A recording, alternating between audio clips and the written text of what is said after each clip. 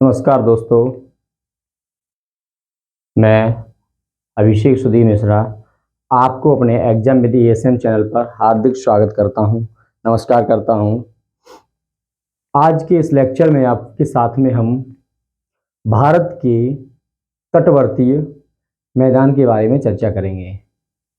जैसा कि मेरे सभी प्यारे मित्रों को, सभी बच्चों को मालूम है कि इससे पहले वाले लेक्चर में हमने दक्षिण भारत की बहुत महत्वपूर्ण पहाड़ियों के बारे में चर्चा की थी, जो कहीं ना कहीं एग्जाम में देखने को मिलती हैं।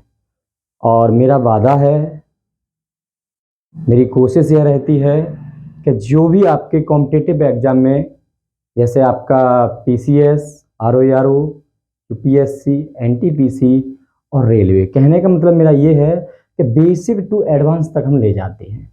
बेसिक टू एडवांस तक हम चर्चा करने की कोशिश करते हैं और आप सभी मित्रों का काफ़ी प्यार मिल रहा है और ऐसे ही अपना प्यार बनाए रखिए।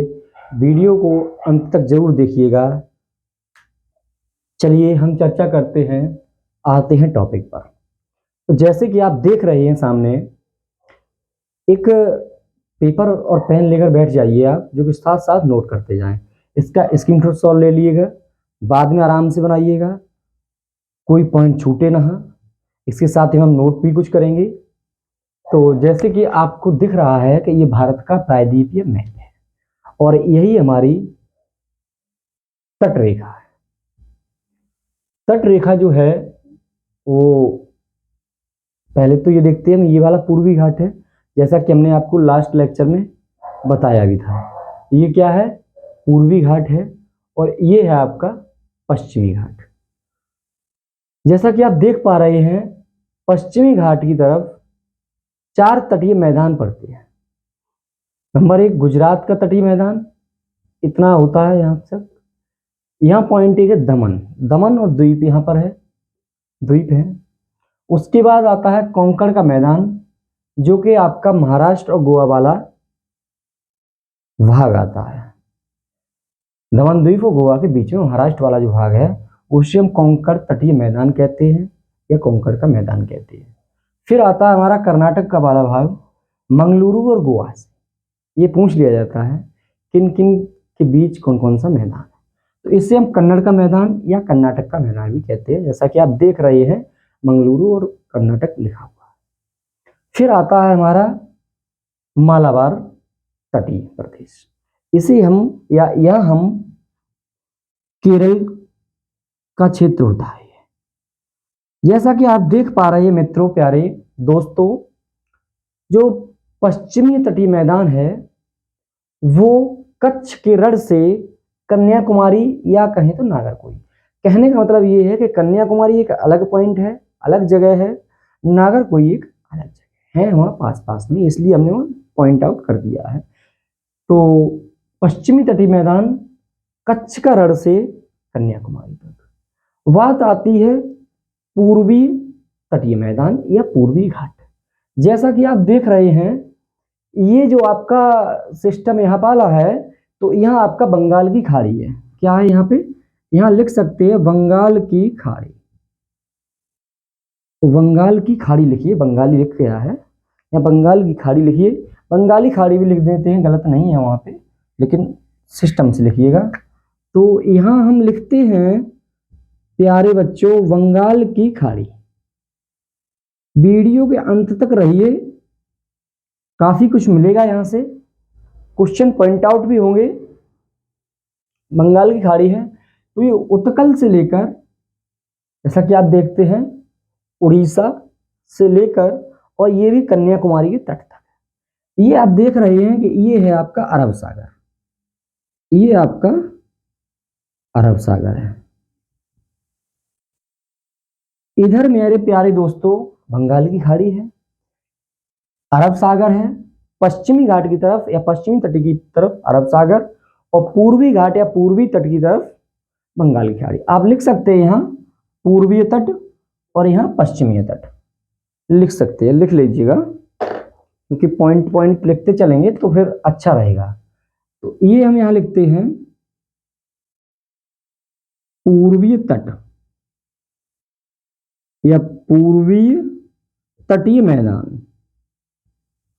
मेरे साथ नोट करते चलिए, आपको हम भारत का भूगोल से कोई पॉइंट नहीं छूटने दूंगा और अंत तक पूरा ज्योग्राफी का नोट्स लगभग 100 या 90 110 के आसपास पेजेस में बन जाएगा। मैप के साथ में ऐसे ही पढ़ाता रहूंगा पूरा भूगोल, भारत का भूगोल।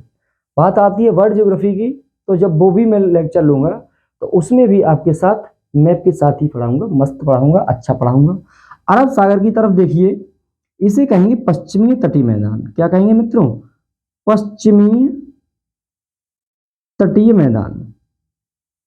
नोट करते हैं मित्रों। बात आती है, ये मैदान तो हमने जान लिया कि ये मैदान है, ये उत्कल वाला उड़ीसा का भाग होता है।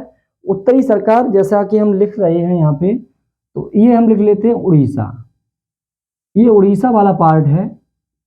ये आपका आंध्र प्रदेश वाला पार्ट आ जाता है, आंध्र प्रदेश या आंध्र। ये आ जाता है तमिल वाला,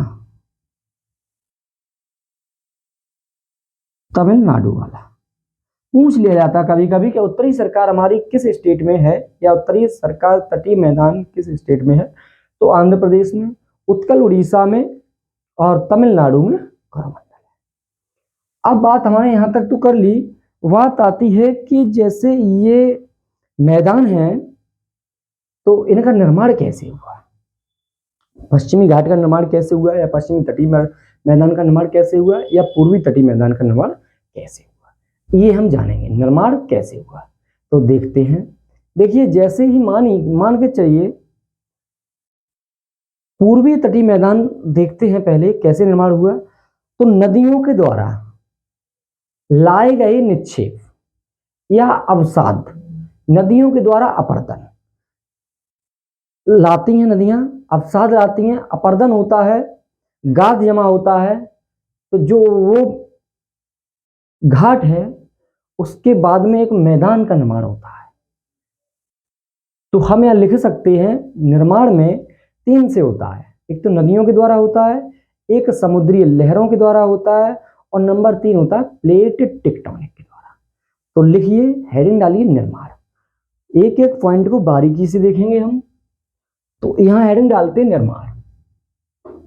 अच्छा, निर्माण कैसे हुआ मैंने चर्चा की। तो यहां पे आप लिखेंगे निर्माण में नदियों के द्वारा,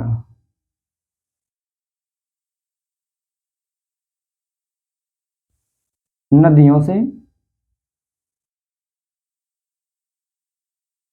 समुद्री लहरों से,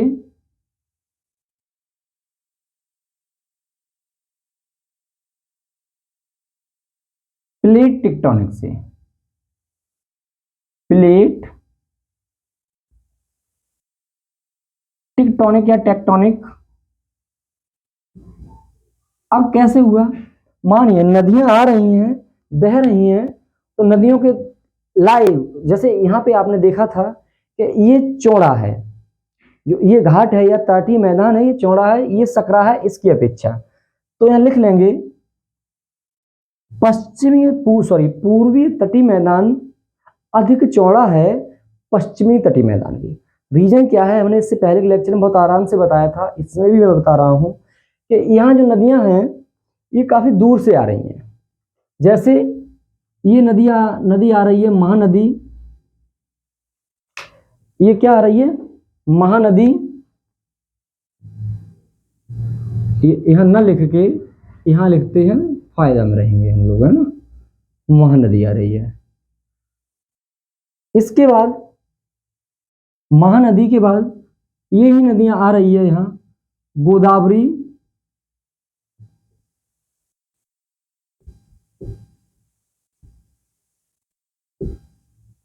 और गोदावरी के बाद कृष्णा आ रही है, फिर आ रही है कावेरी। ये काफी दूर की नदियां हैं। कहां से हैं? ये काफी दूर की नदियां हैं। तो गोदावरी, और फिर यहीं पे आप नोट कर लें कृष्णा। तो ये यहाँ कृष्णा यहां लिख ले रहे हैं, ये कृष्णा आ रही है, और ये मान लेते हैं हम, यहां मान क्या लेते हैं, आ ही रही है, ये आ रही है आपकी कावेरी। जो यहाँ की नदियां हैं पास से उद्गम होता है और अरब सागर में गिर जाता है। लंबी दूरी तय न करने के कारण ये अवसाद ज़्यादा इकट्ठा नहीं कर पाती हैं और ये नदियाँ पूर्वी घाट की नदियाँ या पूर्वी तटीय नदियाँ लंबी दूरी तय करती हैं और लंबी दूरी तय करने के बाद में ये अवसाद ज़्यादा इकट्ठा कर लेती हैं। यही कारण है वहाँ ज़्यादा अपर्दन, निक्षेपण, अवसाद, गाद इकट्ठा हो जाता है। इसी के कारण ये चौड़ा है और ये संकरा है। तो यहाँ लिख लेंगे पूर्वी तटीय मैदान चौड़ा है, ये सकरा है।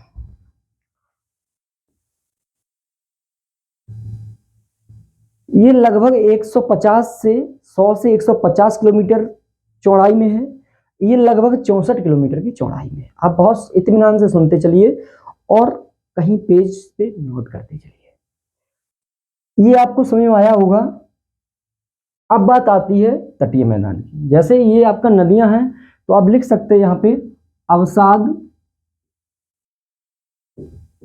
अवसाद के द्वारा,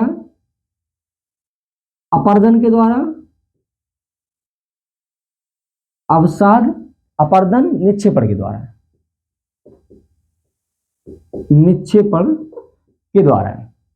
इसमें आप लिखेंगे असमंजन या निमंजन। निमंजन लिखिए वर्ड। निमंजन क्या होता है?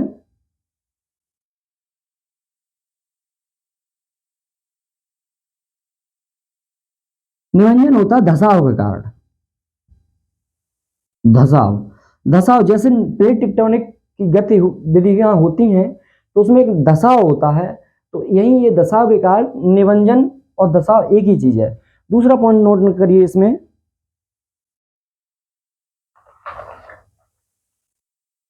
उत्थान, उत्थान भी है इसी में। इसमें करिए अपर्दन।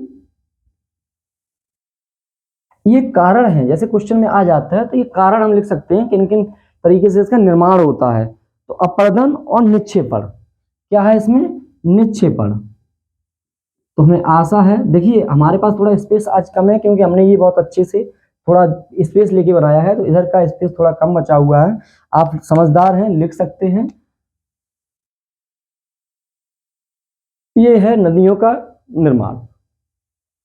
निर्माण है तटवर्ती मैदान का, कहने का नदियों का नहीं, सॉरी, नदियों के द्वारा, समुद्री लहर के द्वारा, प्लेट टेक्टोनिक के द्वारा।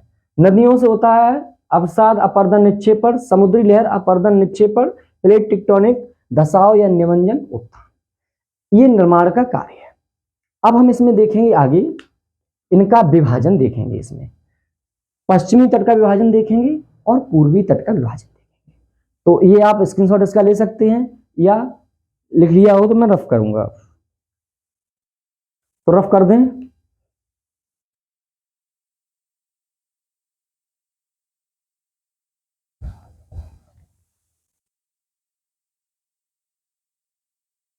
मेरे मित्र, दोस्त, बच्चों, यदि मेरे सारे लेक्चर्स अच्छे लग रहे हो, ये लेक्चर अच्छा लग रहा हो तो चैनल को अपने को सब्सक्राइब कर लो। ये आपका ही चैनल है, हमेशा इस पर अच्छा कंटेंट मिलता रहेगा।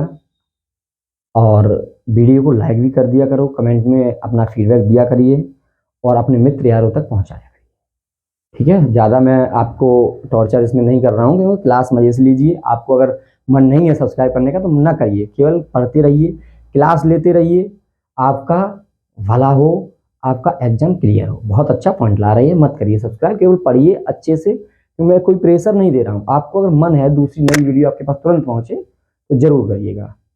चलिए पश्चिमी, अब जैसे आपका विभाजन मैं बता रहा हूँ तो विभाजन क्या है? तटवर्ती मैदान दो पार्ट में विभाजन आपको मालूम है। जैसा तो एक मैदान तटवर्ती है पश्चिमी तटीय और दूसरा है पूर्वी तटीय। तो हम देखते हैं इसमें विभाजन में लिखते हैं हम यहाँ पे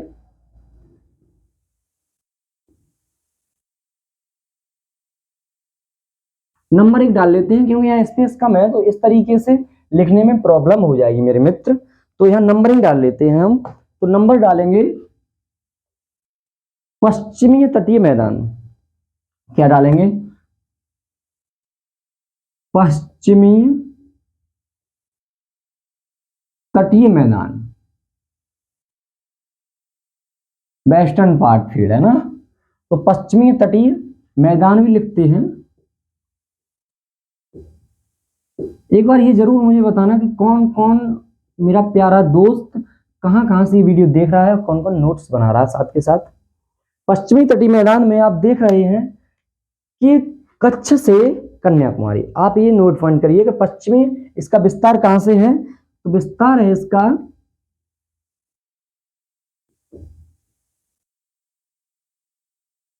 कच्छ से या कच्छ के रण से, अब गुजरात से भी कह सकते हैं, कच्छ से कन्याकुमारी।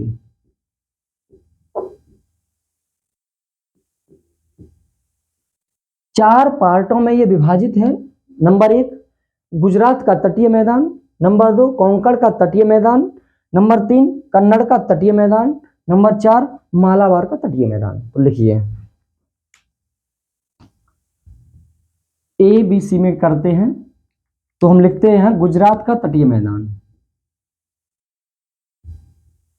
आप भी साथ साथ लिखते चलिए गुजरात का तटीय मैदान।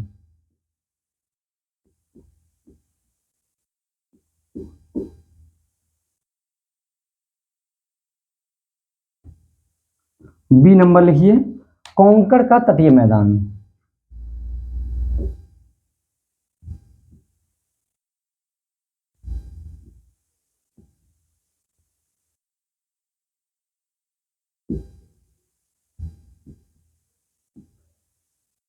सी नंबर लिखिए कन्नड़ का तटीय मैदान।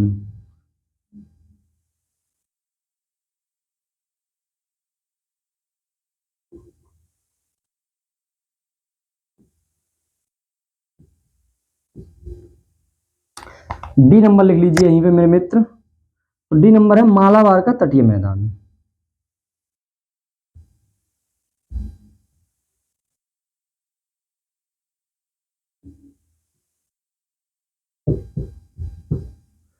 जैसा कि आप जानते हैं, आप लिख सकते हैं, ये तो आपको मालूम ही होगा और लग भी रहा है नाम से, गुजरात में। कोंकण का तटीय मैदान महाराष्ट्र में आ जाएगा,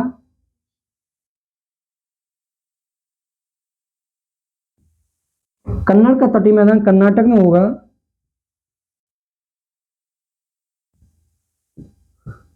और ये केरल में है। पूछा ये जाता है कभी कभी कि गोवा से नॉर्थ में कहें तो गोवा से उत्तर का मैदान कौन सा है, तो आप कोंकण तटीय मैदान बताएंगे। कभी कभी दो पार्ट में भी बांट दिया जाता है, ये उत्तरी में दो आते हैं, गुजरात तटीय मैदान और कोंकण तटीय मैदान।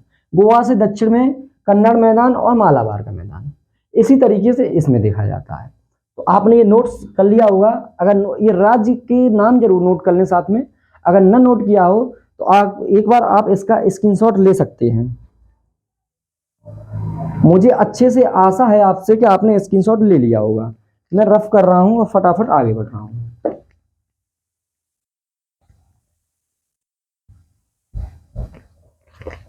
अब हम डालते हैं हेडिंग पूर्वीय तटीय मैदान, कई हो गया यहां से। अब डालते हैं पूर्वीय तटीय मैदान।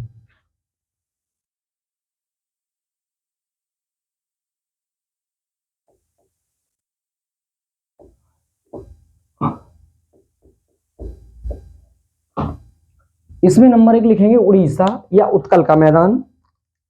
लिखिए फटाफट, उत्कल का तटीय मैदान।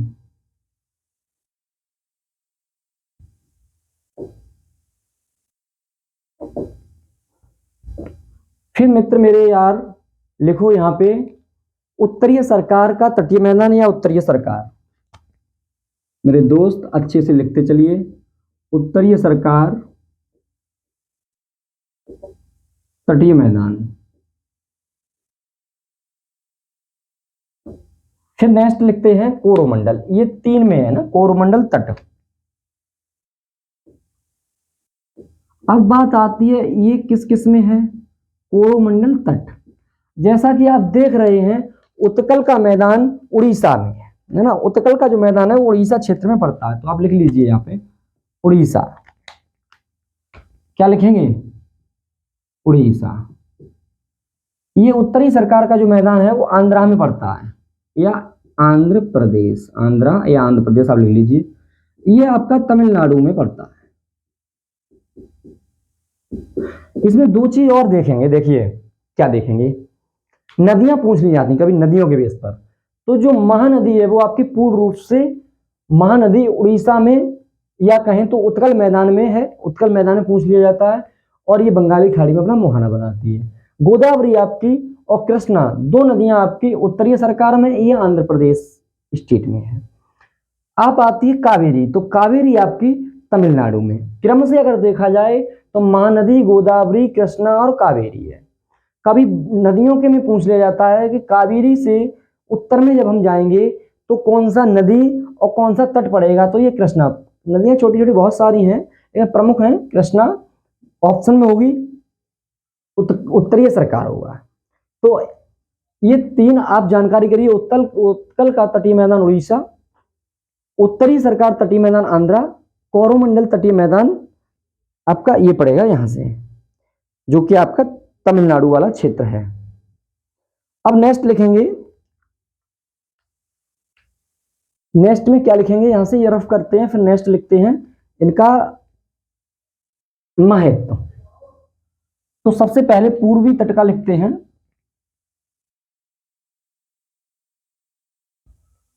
देखिए पूर्वी तटी में पश्चिम बंगाल से कन्याकुमारी आप लिख सकते हैं, हमने ये बताया भी था, उड़ीसा या उत्कल से कन्याकुमारी। नेक्स्ट लिखिए, यह अधिक चौड़ा होता, अपेक्षाकृत चौड़ा होता है या अधिक चौड़ा होता है, ठीक है। तो लिखिए मेरे साथ में,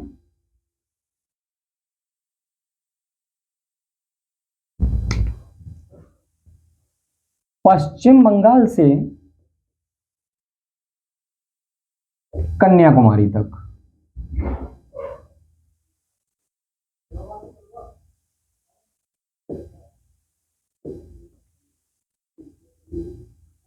नेक्स्ट लिखिए, ढाल इसकी मंद है,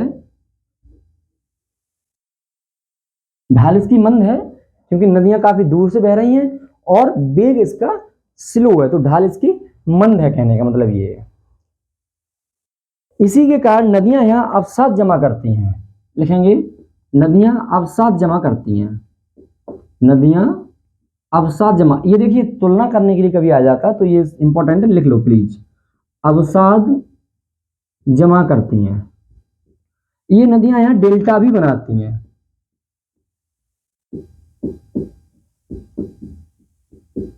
डेल्टा बनाती हैं। तो आपसे पूछा जाए कौन कौन सी नदियां, तो महानदी, गोदावरी नदी,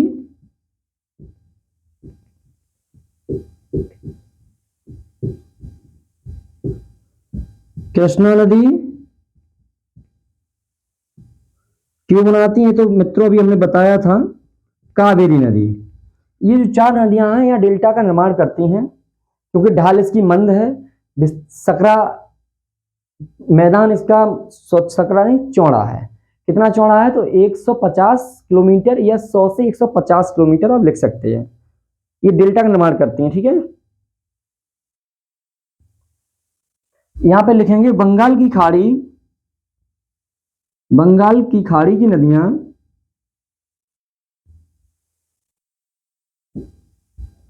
ढाल मंद होने के कारण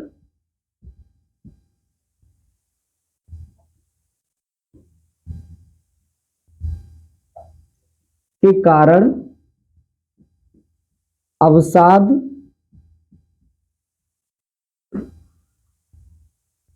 अधिक जमा करती हैं। ये क्या लिखा, अधिक जमा करती हैं, लिखते चलिए, स्पेस थोड़ा कम है।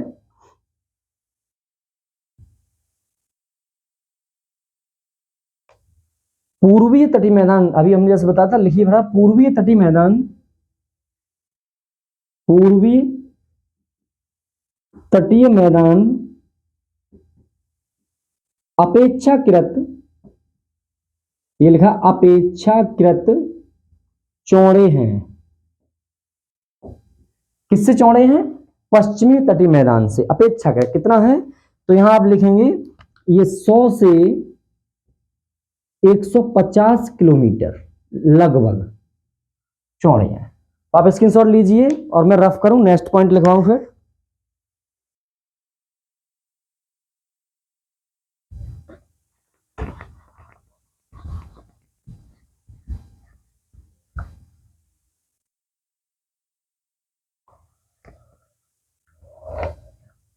यहां आप लिखिए, यहां चिकनी मृदा पाई जाती है।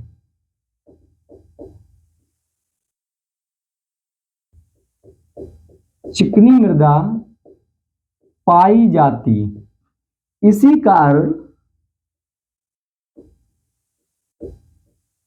यहां चावल की खेती अधिक होती है।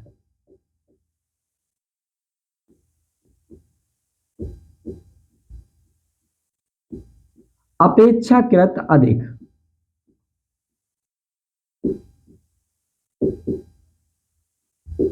ये इतना पॉइंट और लिख लीजिए। फिर आते हैं हम पश्चिमी तटीय मैदान पर। लिख लिया है? एक और लिख लिए, जो बंगाल की खाड़ी से वर्षा होती है, कहने का पूर्वी तटीय मैदान के इधर से वर्षा होती है, तो ये ग्रीष्म और शीतकालीन दोनों बारिश होती है। ग्रीष्म लिख लीजिए, ग्रीष्म व शीतकालीन या शीतकालीन मानसून द्वारा वर्षा होती है। मैं नोट कर रहा हूं अभी से, सॉरी रफ कर रहा हूं। अब आता हूं मैं पश्चिमी घाट पर। ये तुलनात्मक है, बहुत ज्यादा है ना, तो बहुत अच्छे से लिख लीजिए। यहां से परीक्षा में आपको क्वेश्चन देखने के लिए 110% मिलेगा। लिखिए, पूर्वी, अब है पश्चिमी, हेडिंग डालिए आप लोग, पश्चिमी तटीय मैदान, ओम हरिओम, सॉरी, पश्चिमी तटीय मैदान। इसमें लिखिए, यह पहले विस्तार लिखेंगे तो कच्छ के रण से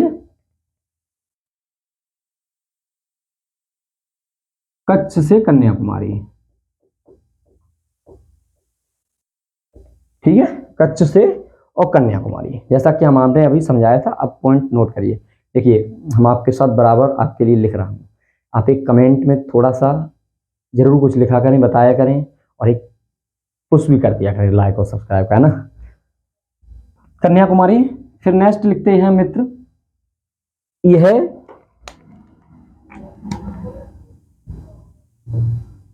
पूर्वी घाट की अपेक्षा या पूर्वी तट की अपेक्षा, पूर्वी तट की अपेक्षा संकरा या कम चौड़ा संकरा होता है। तो कितना होता है? लगभग 64 किलोमीटर औसत में लिखते हैं, है ना। यहां काली मृदा पाई जाती है।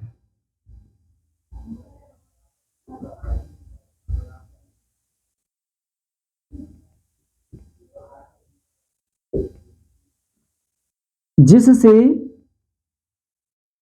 कौन सी खेती ज्यादा होती है? कपास की खेती या गन्ना की खेती, कपास की खेती अपेक्षाकृत ज्यादा होती है। किसके? पश्चिमी घाट के। आप जैसा देख रहे हैं, यह पूर्वी तट की अपेक्षाकृत सकरा होता है। ये चौड़ा है और ये सकरा है।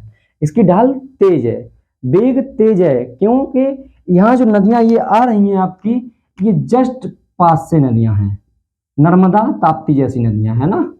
ये नर्मदा और ताप्ती नदियां 45 डिग्री की कोण बना रही हैं। हमने पिछले लास्ट लेक्चर में आपको बताया था कि 45 डिग्री की कोण से नदियां डायरेक्ट गिर रही हैं, तो ये अरब सागर में गिरती हैं, और अरब सागर में गिरने के कारण यह मैदान थोड़ा कम चौड़ा है, यहां ज्यादा चौड़ा है। ओके, देखते हैं। यहाँ काली मृदा पाई जाती है, आपको मालूम है, जो महाराष्ट्र वाला क्षेत्र है, हमने बताया था, यहाँ काली मृदा पाई जाती है, जिससे आपको कपास की खेती होती है।